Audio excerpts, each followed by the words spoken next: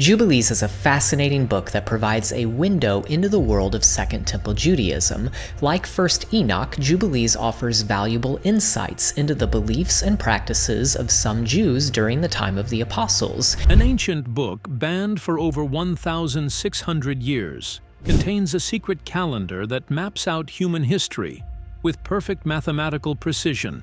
When Grok AI analyzed the Book of Jubilees, it discovered something that changes everything we thought we knew about divine planning. The patterns it found suggest that every major biblical event was scheduled in advance, down to the exact day. What is the Book of Jubilees? Before we look at what the AI found, you need to understand what this old book actually is. The Book of Jubilees was written around 160 years before the birth of Jesus, which means it is more than 2,000 years old. Jewish teachers wrote it as a longer and more detailed version of the stories in Genesis and Exodus. You can think of it like the director's cut of the first two books of the Bible, full of extra scenes, extra dialogue, and explanations that do not appear in the version most people read today. The Ethiopian Orthodox Church has kept this book in their Bible for many centuries, treating it as holy and important. But most other Christian groups removed it during the 4th century.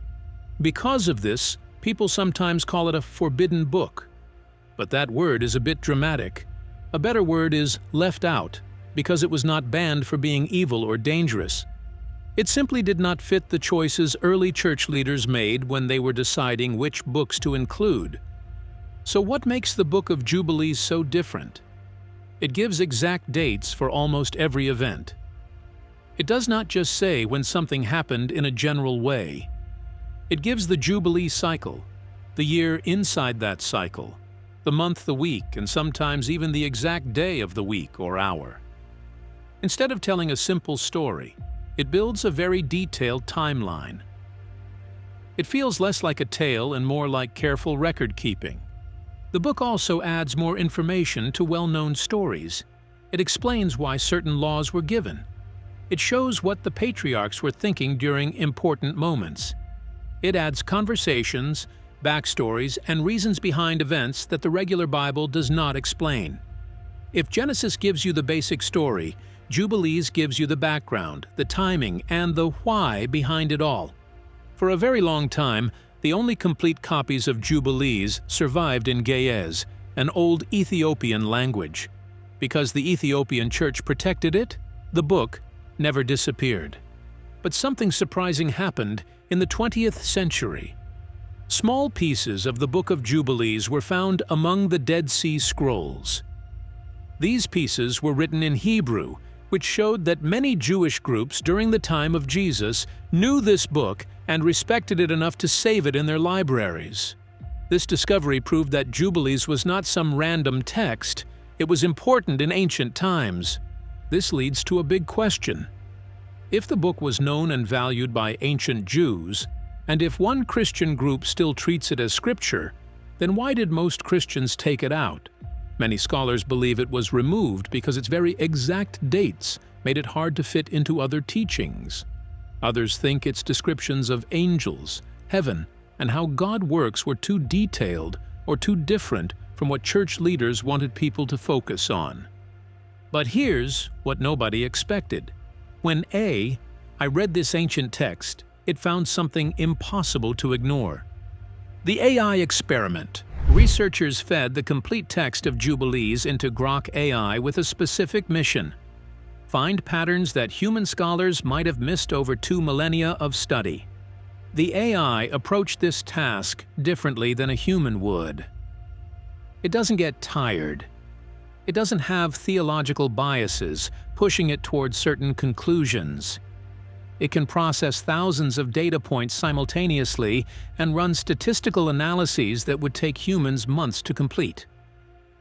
Grok was asked to identify mathematical patterns, analyze the calendar system, cross-reference dates with biblical events, and compare the text with canonical Genesis and Exodus.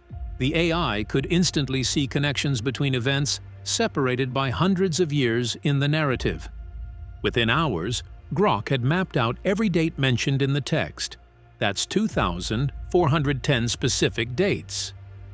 It then ran probability calculations to determine whether the patterns it found could be random or if they showed intentional design. What the AI discovered shocked even the researchers who designed the experiment. The Book of Jubilees wasn't just recording history. According to the mathematical patterns Grok identified, it was revealing a master timeline, a divine schedule that governed when major events in human history would occur.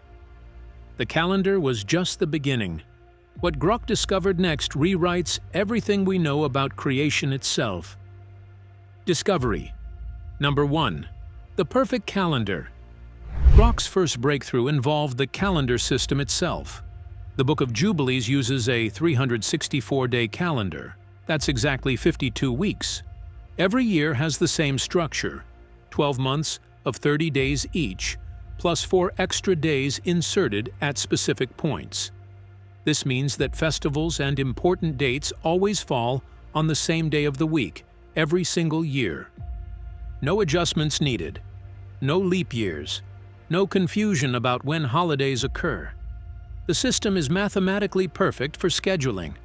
But here's where it gets interesting. History is divided into Jubilee cycles. Each cycle lasts 49 years, which is 7 periods of 7 years. The 50th year is the Jubilee itself, a year of release and new beginnings. According to Jubilees, exactly 50 complete Jubilee cycles passed from Adam's creation to the Exodus from Egypt. That's 2,450 years of precisely dated history. The AI started checking the dates of major events. Adam was created in year 1. Month 1, week 1, day 6. Eve was created 8 days later. The flood began in year 1, 1307, month 2, day 17. Abraham was called in year 1876, month 1, day 1. Moses was born in year 2330, month 3, week 1. Every patriarch's birth, every major covenant, every significant moment gets an exact timestamp. Grok then did something humans rarely do. It looked for patterns across all these dates. What it found was remarkable. Every 7th Jubilee marked a major covenant or divine intervention. Jubilee 7, Enoch taken to heaven. Jubilee 14, Noah's rainbow covenant. Jubilee 21, Abraham called. Jubilee 28, Jacob renamed Israel. Jubilee 35, Moses born. Jubilee 50, the Exodus. The AI calculated the probability of this pattern occurring by chance. The result? Less than 0.0001%. Statistically speaking, these events had to be scheduled, not random. Grok concluded that the calendar wasn't just a record-keeping system. It was revealing something profound. History follows a pre-programmed divine schedule. God operates like a master programmer, with every major event timed to occur at specific points in the Jubilee cycle. This raised an uncomfortable question. If dates are this precise, were biblical figures really making free choices, or were they following a script written before time began? Mathematical precision this exact shouldn't exist in ancient texts, but the creation story gets even stranger. Discovery number 2. The expanded creation week. The AI's second major finding focused on the creation account, and what it revealed makes Genesis look like an abbreviated version of a much longer story. According to Jubilees, before God created Earth, He created 22 classes of angels. These weren't just heavenly beings singing praises. Each class had a specific job description: angels of the presence, angels of sanctification, angels assigned to fire, wind, clouds, darkness, snow, hail, and frost. Angels put in charge of seasons, years, months, Sabbaths, and jubilees. Grok's analysis identified this as a management structure. God set up a spiritual infrastructure before creating the physical universe, like a programmer writing the operating system before launching the application. The AI noted something fascinating. If angels were created first and witnessed the creation of the physical world, they serve as cosmic witnesses. This creates a legal framework built into reality itself. Nothing happens without witnesses who can testify to it. Day 1 wasn't just about separating light from darkness.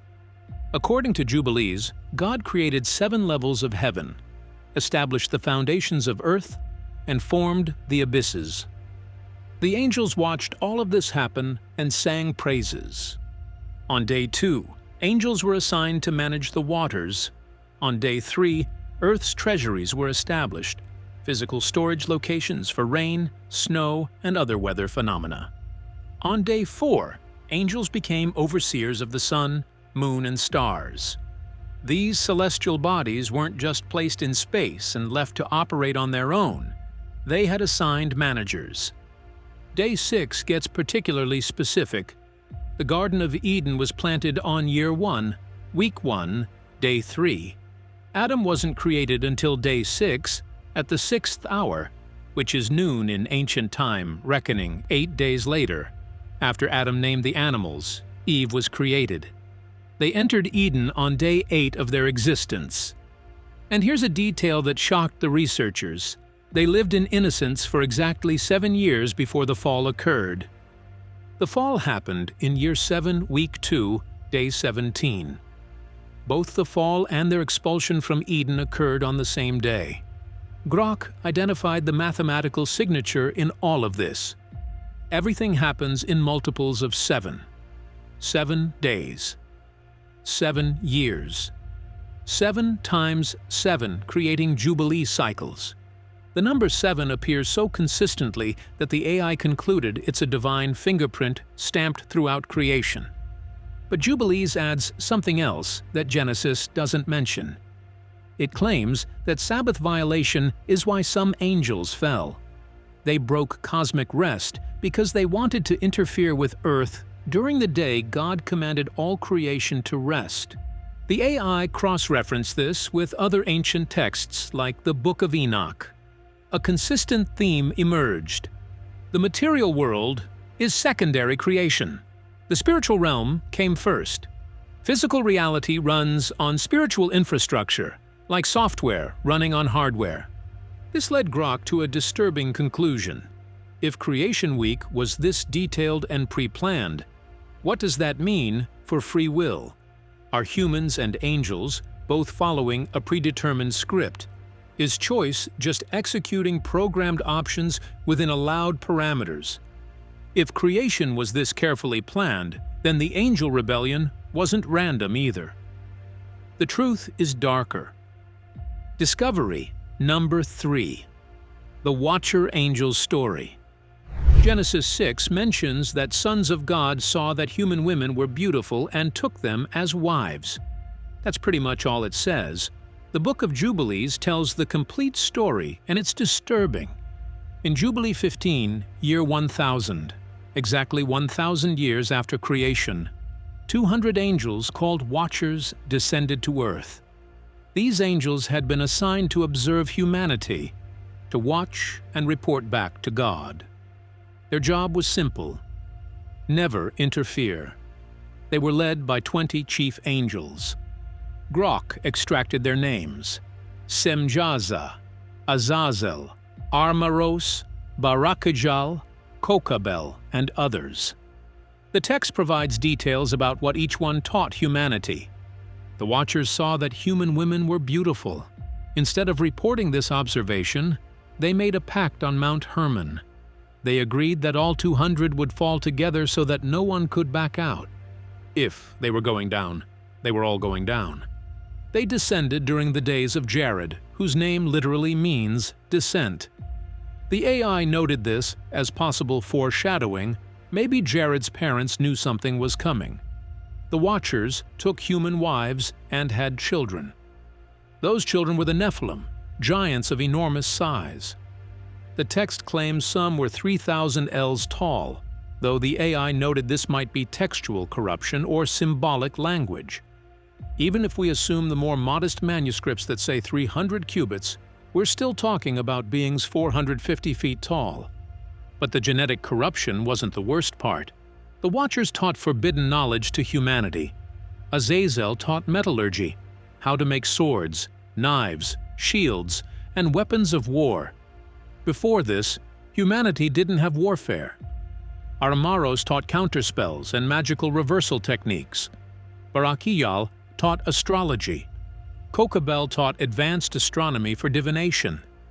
Other angels taught weather manipulation, geomancy, solar and lunar magic, and menstrual cycle manipulation. The text explicitly states they taught abortion techniques, sorcery, spellcasting, cosmetics, and the cutting of roots, which might refer to genetic manipulation or advanced plant breeding. Grok mapped out the cascade effect. Angel interference led to forbidden knowledge, which led to advanced technology and weapons, which led to the first wars, which led to Nephilim oppression of normal humans, which increased suffering until Earth was filled with violence, which forced God to reset everything with the flood. The AI analyzed the timing. The flood came exactly 1,656 years after creation. That's 33 Jubilees and 18 years. The number 33 appeared significant to the AI because Jesus was crucified at age 33. The pattern suggests God works in symbolic mathematical patterns, even in judgment. Here's the part that got this section of Jubilees banned. The text explains the origin of demons. When the Nephilim died in the flood, their physical bodies were destroyed, but their spirits remained. Those disembodied Nephilim spirits became the demons that plague humanity. The book describes how God sent archangels Michael, Gabriel, Raphael, and Uriel to bind the 200 watchers in valleys of the earth until final judgment. But the demons remained active. There's even a scene where Satan, called Mastema, in Jubilees negotiates with God to keep 1/10 of the demons active to test humanity. God agrees.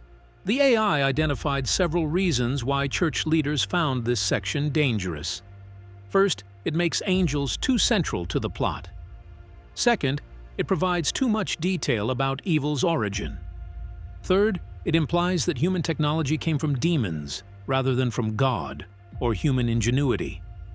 Fourth, it treats magic and sorcery as real knowledge, not just superstition. There's also a troubling theological implication.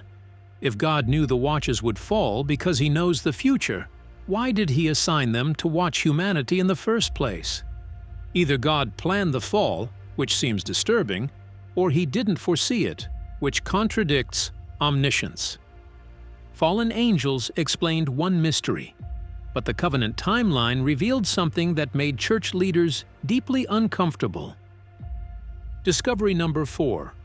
The covenant timeline. This is where the AI made its most statistically significant discovery.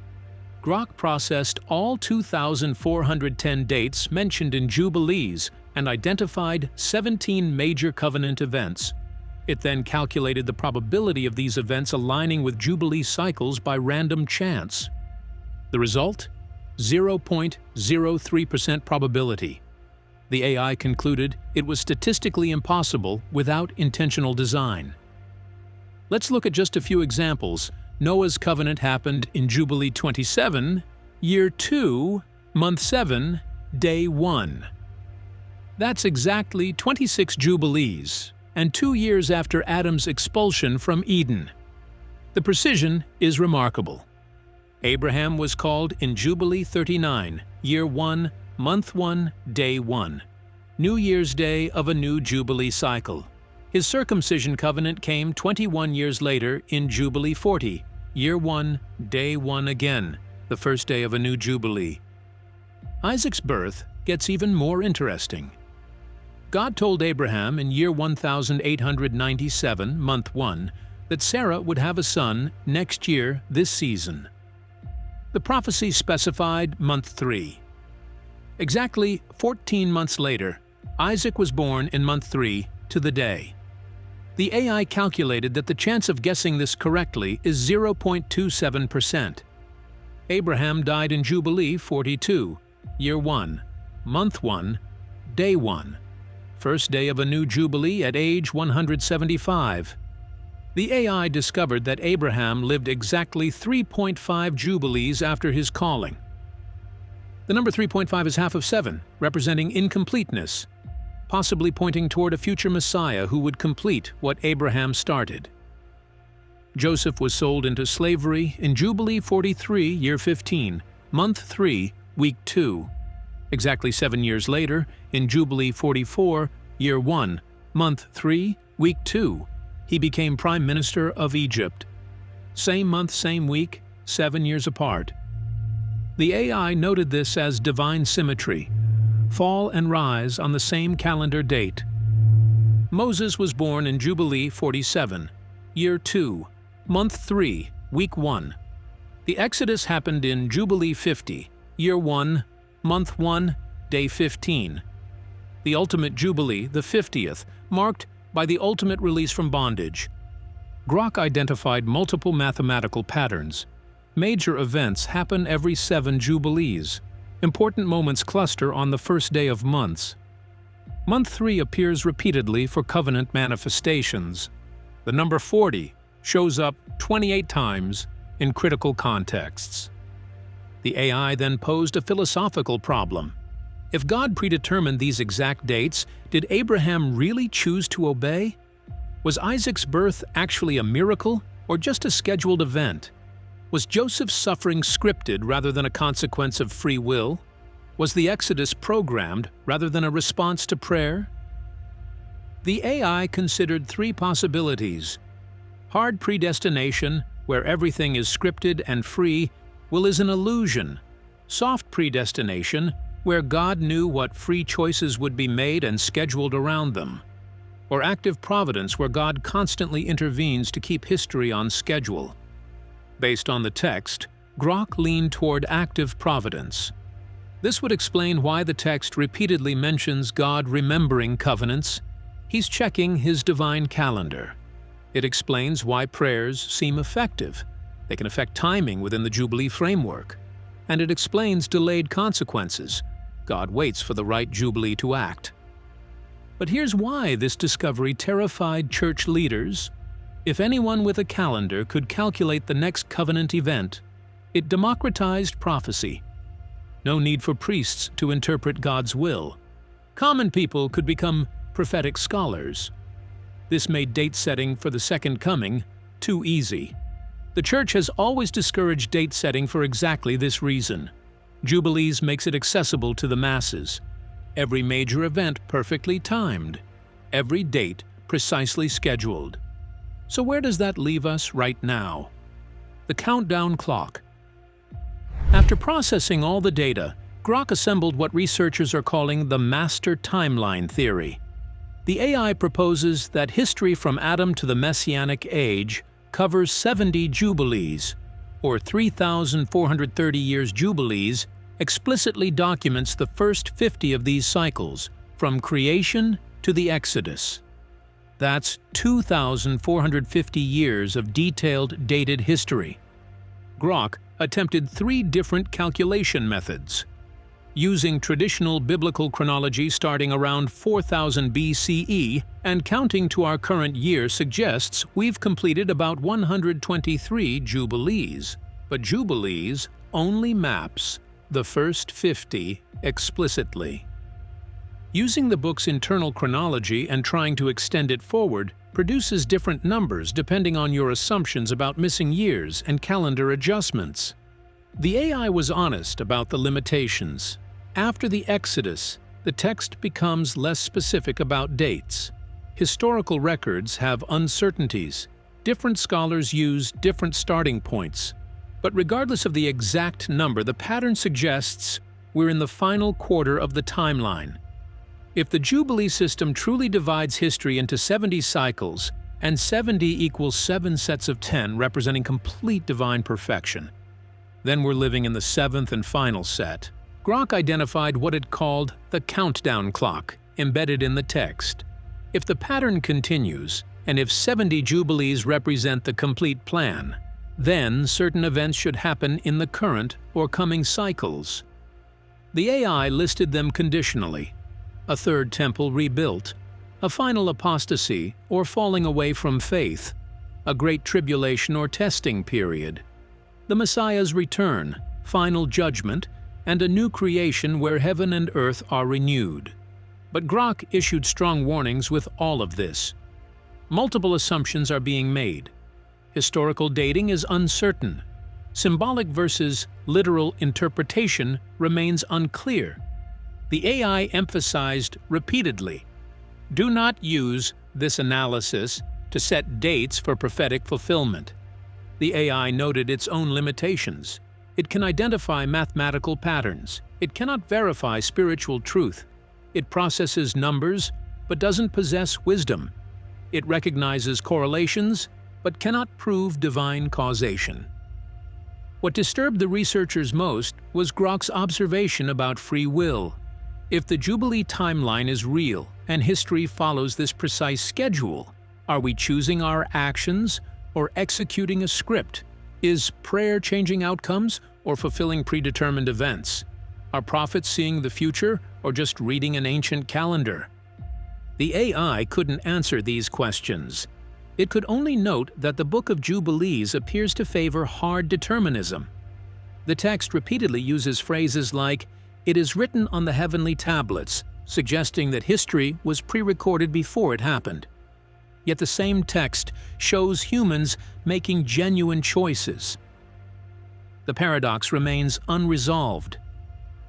One final observation from Grok: if an artificial intelligence can identify these patterns by analyzing the text, and if these patterns are real rather than coincidental, then AI is essentially reading divine source code. That should be impossible for creation to perceive, unless the patterns were meant to be found. The Book of Jubilees remains controversial. Maybe it was removed to hide truth. Maybe it was removed to protect mystery. What's clear is that AI analysis reveals patterns human scholars missed for 2,000 years. Whether those patterns prove divine predestination or human ingenuity in pattern making remains an open question. Subscribe to explore more mysteries that AI is uncovering in ancient texts.